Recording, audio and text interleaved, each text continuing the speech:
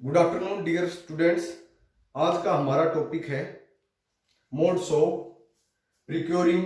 Procuring का मतलब होता है टू टेक फूड।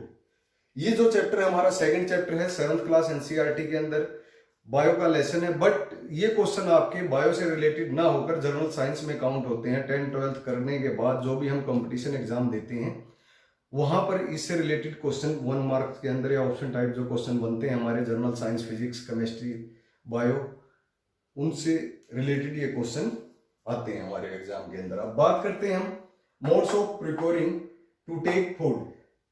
प्रिक्योरिंग का ये मतलब क्या होता है? भोजन को लेना। क्या क्या तरीके हो सकते हैं मोड्स? डिफरेंट एनिमल्स या डिफरेंट जो भी बीइंग्स एंड लिविंग थिंग्स हैं उनके जो भोजन लेने के तरीके होते हैं वो क्या होते हैं? अलग अलग होते हैं। वो किस तरह अलग अलग होते हैं आपने अपने डेली लाइफ में देखा होगा। ह्यूमन बीइंग की बात कर लें तो किसका प्रयोग करता है? अपने हाथों का प्रयोग करता है खाना खाने के लिए, हाथों से अपने मुंह तक ले जाता है। बट अगर एनिमल्स की बात कर लें, काऊ की, बफेलो की, ये क्या है? डायरेक्ट माउथ का यूज करते हैं खाना खाने के लिए। इसी तरह बहुत सारी थिंग्स एंड लिविंग थिंग्स जो भोजन लेने के लिए अपने डिफरेंट डिफरेंट तरीके इस्तेमाल करते हैं, प्रयोग करते हैं। बट वो डिफरेंट तरीके किस तरह इस्तेमाल किए जाते हैं आपने अपनी डेली लाइफ में देखा होगा। जो उनका बॉडी स्ट्रक्चर होता है वो भी क्या होता है? डिफरेंट ही होता है। ह्यूमन बींग्स का कैसा है, किड्स का कैसा होता है, एनिमल्स का कैसा होता है, बर्ड्स का कैसा होता है, और सभी के भोजन लेने के जो प्रोसेस हैं वो भी क्या है? आपके अलग अलग होते हैं। अब हम बात करते हैं 1 बाई 1 जो हमारे एनसीईआरटी बुक के अंदर 4-5 पॉइंट दे रखे हैं उन्हीं की। इसके अंदर हम फर्स्ट पॉइंट लेते हैं काऊ और हॉर्स। काऊ और हॉर्स या बुफेलो, ओक्स, ये सारी चीजें क्या है आपके? किस तरह भोजन लेते हैं, भोजन का प्रयोग कैसे करते हैं। इनके पैर तो होते हैं बट उनसे क्या भोजन का आदमियों की तरह हाथ से हम जिस तरह उठा के खाते हैं ये इसी तरह पैरों का प्रयोग नहीं करते। आपने देखा होगा ये डायरेक्ट किससे अपना भोजन लेते हैं? माउथ का प्रयोग करते हैं घास वगैरह खाने के लिए। सीधा घास पर ही निर्भर रहते हैं और उसको चबाते हैं या उखाड़ते हैं, काटते हैं। इस तरह ये क्या करेंगे? भोजन को अपना यूज करेंगे। काऊ या horse pick up food directly into their mouth. यहां पर क्या लिख दिया? Directly their mouth. ये किसका प्रयोग करेंगे? माउथ का। बट मैन की बात की थी तो मैन किसका प्रयोग करेंगे? पहले तो हाथ का प्रयोग करेंगे, फिर हाथ की हेल्प से कहां तक जाएगा भोजन? उनके मुंह तक। डायरेक्टली वो माउथ का प्रयोग नहीं कर सकते। उसके बाद बात हम करते हैं अमीबा। अमीबा जो है, अमीबा किसका यूज करता है? फॉल्स फिट का। किसका यूज करता है? फॉल्स फिट का। उसको हम क्या बोलेंगे? सूडोपोडिया। और to engulf the food particle, इसका एक स्ट्रक्चर इस तरह होगा आपका, इसके पैर से होंगे और ये जेली टाइप के होंगे। और उसके बाद क्या करेगा? जब भोजन या कोई भी इसके संपर्क में आएगा तो उसको ये क्या करेगा? अपने पैरों को कोड़ लेगा। एनगल्फ मतलब उसको क्या करेगा? दबोच लेगा।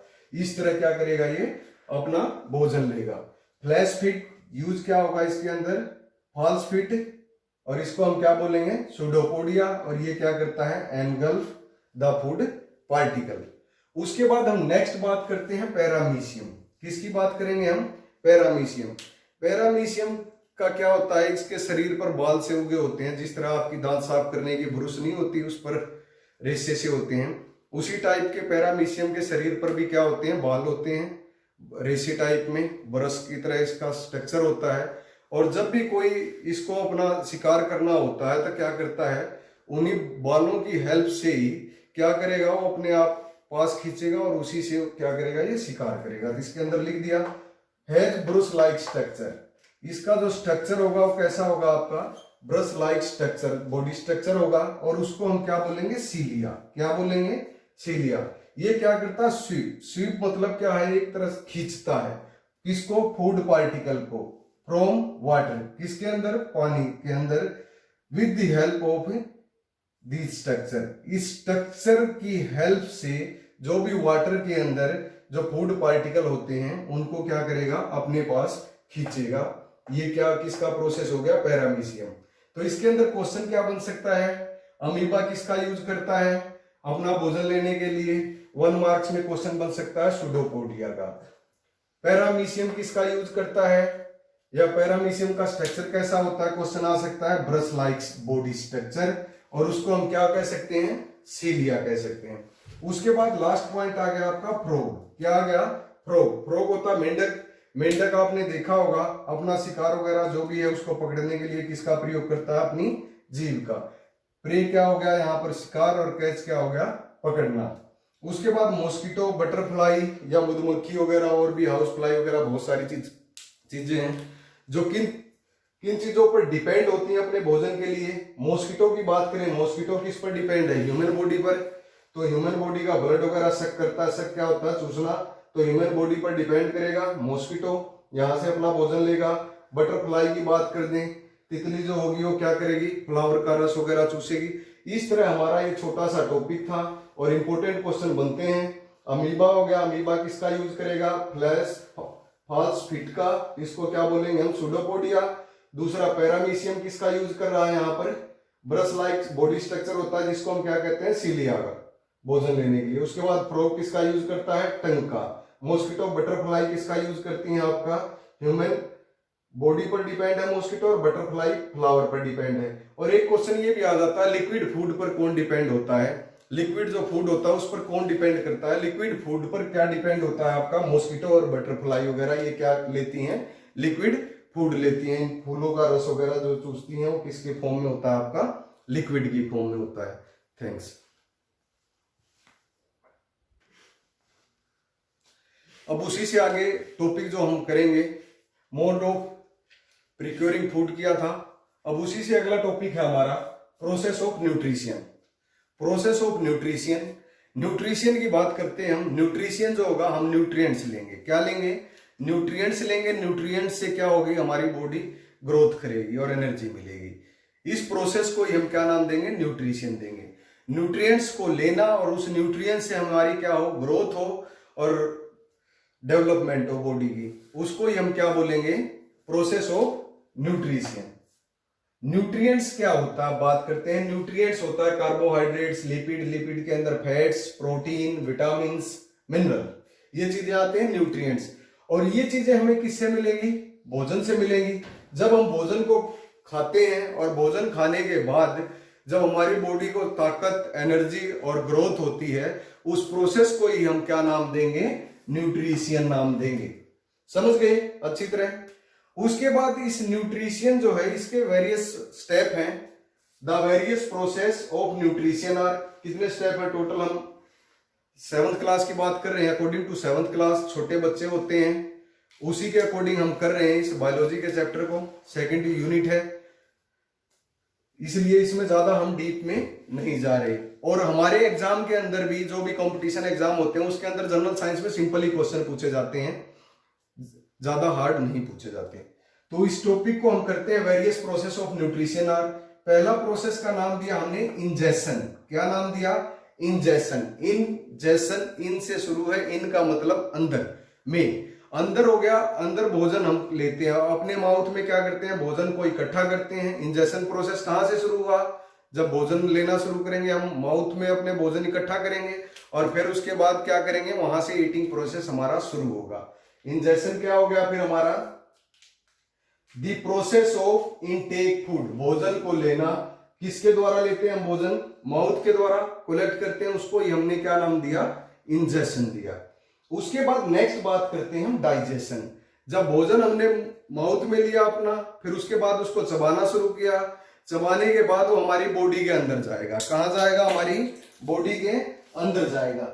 अंदर जाने के बाद पहले तो क्या होगा, वो कंपाउंड कॉम्प्लेक्स होगा। क्या होगा, कंपाउंड होगा, जटिल होगा। फिर वो जटिल जो होगा वो क्या होगा, छोटे छोटे टुकड़ों में टूटेगा अंदर जाने के बाद। तो यहां पर डाइजेशन के अंदर लिख भी दिया, the process of break down of food, भोजन का टूटना ही क्या कहलाता है, डाइजेशन। पर वो टूटे कहां का, आपकी बॉडी के अंदर जाकर सिंपलर मॉलिक्यूल या छोटे छोटे टुकड़ों में डिवाइड होगा बड़े से, उसको हमने क्या नाम दिया, डाइजेशन। ये 7th क्लास का टॉपिक है और इजी टॉपिक और बिल्कुल इंटरेस्टिंग है जो मैं बता रहा हूं, बिल्कुल हिंदी में याद रखना है। इंजेशन, भोजन को हम कहां लेते हैं, अपने माउथ के अंदर। फिर उसके बाद वो कहां गया, हमारी बॉडी के अंदर। बॉडी के अंदर जाने के बाद वो छोटे छोटे टुकड़ों में डिवाइड हुआ। उस वहां क्या हुआ, डाइजेस्ट, क्या हुआ, पचना शुरू हुआ भोजन। फिर उसके बाद जब भोजन अंदर जाएगा, जो छोटे छोटे टुकड़ों में हुआ, तो वो किस में मिलेगा, आपका ब्लड में। क्या जाएगा आपका, the process by which digested food, जो डाइजेस्टेड फूड होगा वो पास किस में होगा, आपका ब्लड में। और कहां तक जाएगा, हमारी बॉडी के जो सेल्स हैं हर एक भाग में सेल्स तक पहुंच जाएगा। फिर उसके बाद जब ब्लड जो है हमारी बॉडी के सेल्स तक पहुंच गया, पहुंचने के बाद उसके बाद हमारा प्रोसेस आएगा एसिमिलेशन। क्या आएगा, एसिमिलेशन। एसिमिलेशन, जब बॉडी ब्लड बन गया, ब्लड हमारी सभी सेल्स में चला गया, तब हमारे पास क्या मिलेगी, एनर्जी मिलेगी। वो बॉडी क्या होगी, हमारी ग्रोथ करेगी और हम किसके योग्य हो जाएंगे, कार्य करने के लायक हो जाएंगे। तो उस प्रोसेस को हमने क्या नाम दिया, एसिमिलेशन। क्या नाम दिया, assimilation. The process of producing energy from absorbed food, जो एब्जॉर्ब्ड फूड की वजह से हमें क्या मिली, एनर्जी मिली। क्या मिली, एनर्जी। बट इतना सब काम होने के बाद कुछ ना कुछ जो फूड होता है वो क्या हो जाता है, हम डाइजेस्ट पचा नहीं पाते, तो वो क्या होता है, आपका वेस्ट हो जाता है, और वो क्या हो जाता है, रिमूव कर लिया जाता है undigested food from our body. वो क्या है, कई तरीके पसीने या अनदर भी मेथड हैं जिनसे वो बाहर हम निकाल देते हैं अनडाइजेस्टेड फूड, इस तरह। अब इसकी बात करें, इंजेक्शन इन करना, भोजन हमने मुंह में लिया, फिर डाइजेशन अंदर गया, अंदर छोटे छोटे भागों में टूटा, और टूटने के बाद फिर वो अपना प्रोसेस वहां शुरू होगा, ब्लड बनना शुरू होगा। फिर वो ब्लड हमारी सेल में जाएगा, एब्जॉर्प्शन हो गया। जब ब्लड सेल में गया, सेल में जाने के बाद तो हमारे पास कुछ ना कुछ एनर्जी आनी शुरू हुई। एब्जॉर्ब फूड जो ब्लड बना उससे हमारे पास एनर्जी आई, एनर्जी को ही हमने क्या नाम दिया, एसिमिलेशन।